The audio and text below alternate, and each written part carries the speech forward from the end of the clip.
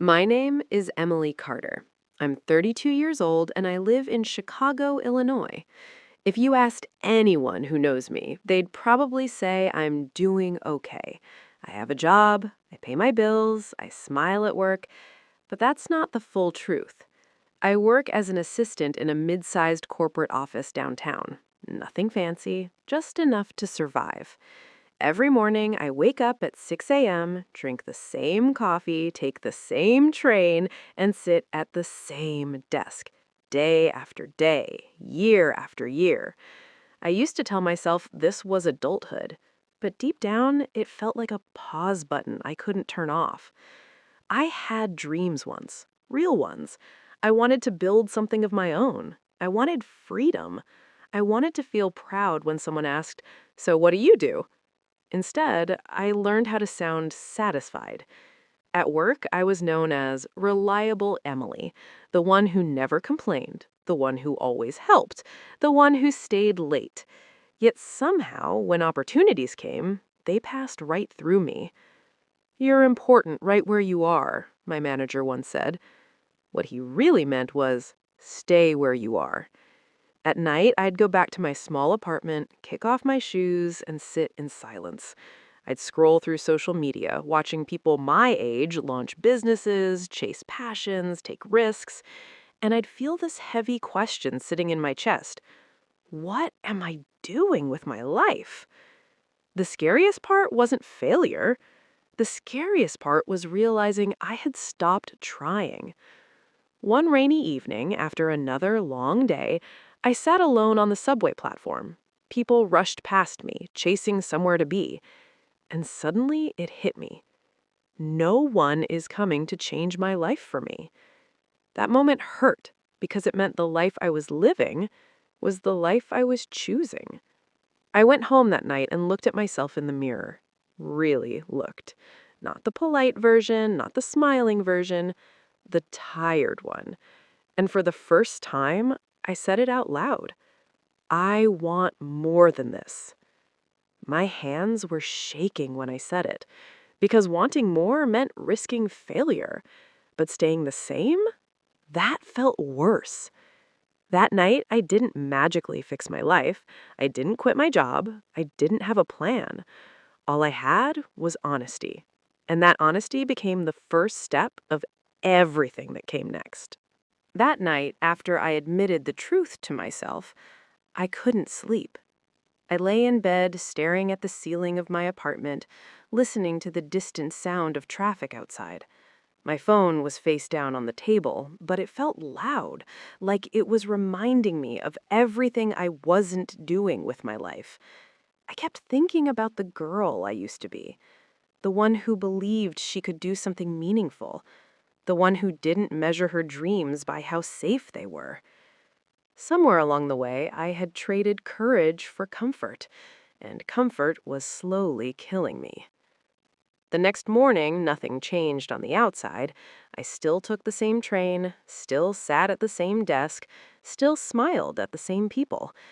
But inside, there was a tension I couldn't shake. I had woken up, and now I couldn't pretend I was asleep. At work, my manager asked me to stay late again. Normally, I would have said yes without thinking. This time, the word sure got stuck in my throat. I stayed anyway, but as I sat there under the cold office lights, watching the clock tick past 7, past 8, I felt angry. Not at my job, at myself. That night, I opened my laptop at home and typed something I had avoided for years. How do people change their lives at 30? I laughed at myself when I saw the search bar. It felt ridiculous, but I clicked anyway. I read stories of women who started late, women who failed, women who were scared and did it anyway. My heart raced, not with excitement, but with fear, because their stories sounded possible. And possible is terrifying when you've been hiding behind excuses. I started writing at the kitchen table. Not plans, not goals, just truths. I'm scared of failing. I'm scared of being judged. I'm scared of wanting more than I can handle. Seeing the words in front of me made them real. And then I wrote one more line, slowly. But I'm more scared of staying the same. That was it. No dramatic decision, no bold announcement, just a quiet shift. I started waking up earlier. I used my weekends differently. I learned instead of escaping. Some days I was motivated, most days I wasn't, but I showed up anyway. No one clapped, no one noticed, and honestly, 3 months passed. Not 3 magical months, 3 exhausting ones. Every morning I woke up earlier than before. I learned new skills before work, practiced after work, and questioned myself the entire time. Progress was slow, painfully slow. Some days I felt proud. Most days I felt behind. I kept asking myself, is this even working? Then, one afternoon, something unexpected happened. An email landed in my inbox.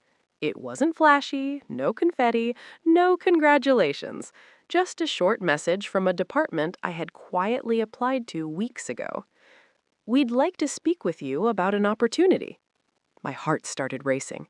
This was it, the thing I said I wanted, and suddenly I was terrified. I reread the email again and again, hoping it would feel less scary. It didn't. All I could think about was everything I wasn't.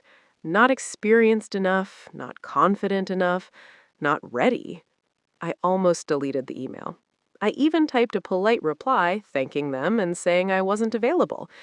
My finger hovered over the send button for a long time. Because saying no would have been easy, safe, familiar. That night, I called my mother. I didn't tell her everything, just enough. "I think I'm in over my head," I said. She was quiet for a moment, then replied softly, "Emily, when have you ever felt ready for anything important?"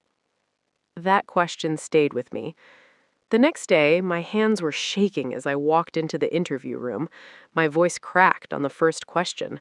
I stumbled. I admitted I didn't know everything, but I told the truth. I'm willing to learn, and I don't quit. When I walked out, I was sure I had failed. Weeks passed. Silence. Old doubt came rushing back. I started blaming myself for even trying. Maybe this was proof that I should have stayed where I was. Then, late one Friday afternoon, my phone buzzed. I got the role. Not the perfect role, not the dream job, but a step forward. I sat there frozen, staring at the screen, because excitement and fear can feel exactly the same. I wanted to celebrate, but instead, I cried. Not happy tears, overwhelmed ones. Because this opportunity demanded a version of me I wasn't sure I could be yet. And walking away suddenly felt easier than stepping up. For the first time since I decided to change my life, I wondered if I had made a mistake. Standing at the edge of everything I wanted, I had never felt smaller. The first week in my new role felt like being dropped into deep water and told to swim. Everyone around me spoke a language I was still learning. Meetings moved fast, expectations were high, and I felt exposed, like any second someone would realize I didn't belong there. I made mistakes, small ones at first, then bigger ones. I forgot details, I misunderstood instructions. Once, I presented something that was completely wrong, and the room went silent. No one yelled, no one laughed, which somehow felt worse. I smiled through it. I apologized. I went back to my desk with my chest tight and my head screaming, "You fooled them, now they know." I started working even longer hours, not to impress anyone, but to hide my fear. I stopped eating properly. I stopped calling friends. Every mistake felt personal, like proof that I had reached too far. One night, I stayed in the office until almost 10. The building was empty, the lights dim. I stared at my computer screen, exhausted, and suddenly, I couldn't hold it together anymore. I cried, right there at my desk. I thought about quitting, about going back to what was safe, about apologizing for trying to be more. I whispered to myself, maybe I'm not built for this. As I packed my bag to leave, a woman from another team walked past. She stopped, looked at me, and said something I'll never forget. Your first time being bad at something doesn't mean you don't belong. It means you're learning. That was it. No speech, no motivation poster, just truth. On the train ride home, I replayed those words again and again, and slowly, something inside me shifted. I realized I had spent my whole life trying not to fail, when failure was the very thing that meant I was growing. The next day, I showed up differently. Not perfect, not fearless, but honest. I asked questions, I owned my mistakes, I stopped pretending I knew everything, and instead of judging me, people helped. I wasn't falling behind, I was catching up. And for the first time since I started this journey, I didn't feel like quitting. I felt like I was finally becoming. I didn't wake up one day feeling confident. Confidence came quietly, through repetition, through showing up even when I was tired, through choosing progress over perfection, through staying when the old version of me would have run. Months passed. I stopped counting my mistakes and started measuring my growth. I noticed things others didn't, because once you've been invisible, you learn how to pay attention. My work improved. My voice steadied.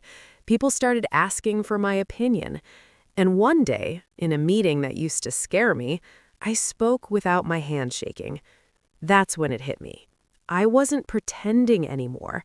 I had become the woman I was trying to be. Life didn't suddenly become easy. I still had hard days. I still doubted myself sometimes. But the difference was this: doubt no longer controlled me.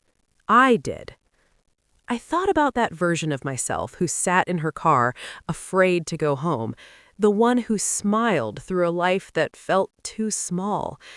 And I wished I could reach back in time and tell her, you don't need to have it all figured out. You just need to keep going. Today, I help other women who feel stuck, women who think they're late, women who believe they missed their chance. I tell them the truth. You're not behind. You're not broken. You're not invisible. You're in the middle of becoming. If you're listening to this and you feel lost, tired, or underestimated, let my story be proof. You don't change your life in one brave moment. You change it in 1,000 quiet decisions. And the most powerful one? Choosing yourself, even when it's scary. My name is Emily Carter, and this isn't just my story. It's the beginning of yours.